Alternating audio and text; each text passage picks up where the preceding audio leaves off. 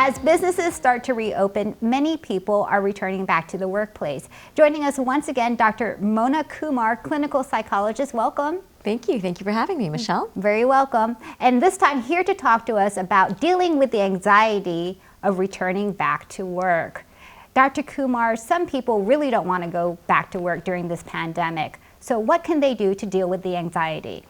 Great question, Michelle. So I think the first thing to keep in mind is that the anxiety is a really normal reaction to what we're all experiencing.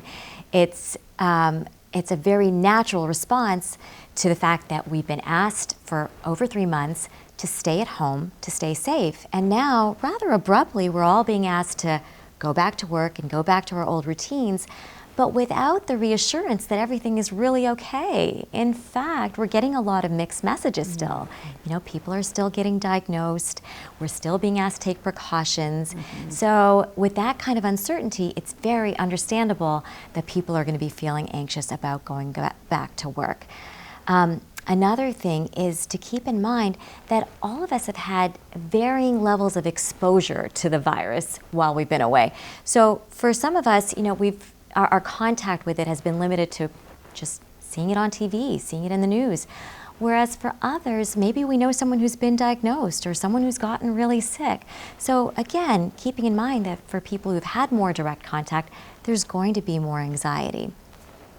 Also, keep in mind that there is a different skill set involved between working from home and working at the office. So at home, so much of our work, really essentially all of our work, has been through video conferencing, phone calls, emails, you know, maybe even in our pajamas, you know, and now here we are being asked to get ready for work again, get in our cars. Put the makeup on. Put the makeup on, that's right. Deal with traffic. That takes work, y'all.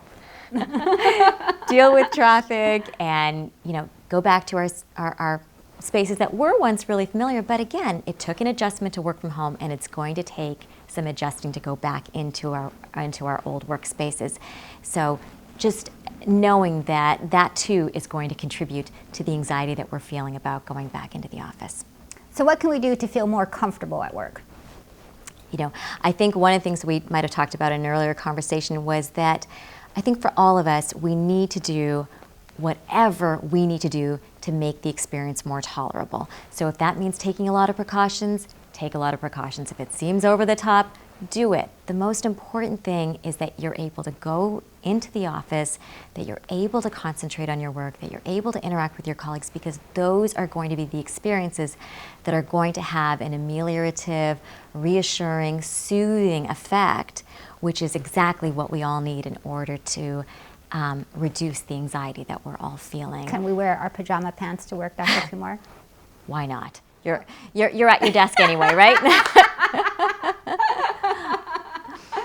I think also keep in mind that you know, just something to sort of consider this possibility that the reality of going back to work might be better, in fact most likely will be better, than the anticipation of it. I think right now there's so much dread around the idea of going back to work, but I just want to encourage people to consider that once they're actually there, it's going to be better than what you're anticipating. So if you even think about kids going back to school after being away for summer break, you know, there's a lot of nerves, but once they get back to school, they see their old friends, they see their teachers, and very quickly there is familiarity and comfort that comes back in, and you know, they're able to reacclimate. And the same thing applies to all of us here as we're going back to work as well. Is there anything else that we can do to deal with the anxiety? Absolutely.